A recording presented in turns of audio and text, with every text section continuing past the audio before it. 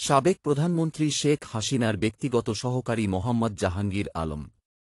তার ব্যাংক অ্যাকাউন্টে 26 কোটি 65 লাখ টাকা লেনদেনের তথ্য পাওয়া গেছে।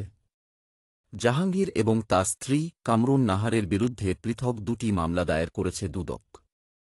দুদক জানিয়েছে, জাহাঙ্গীর আলম 18 কোটি টাকারও বেশি আয় বহির্ভূত সম্পদ অর্জন করেছেন।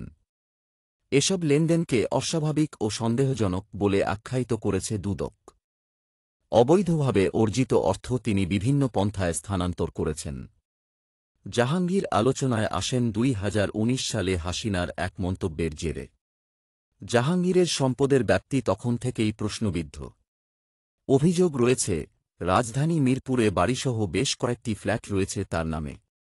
দ্বাদশ জাতীয় সংসদ নির্বাচনের হলফনামায় তিনি বছরে 50 লাখ টাকার আয়ের তথ্য দেন।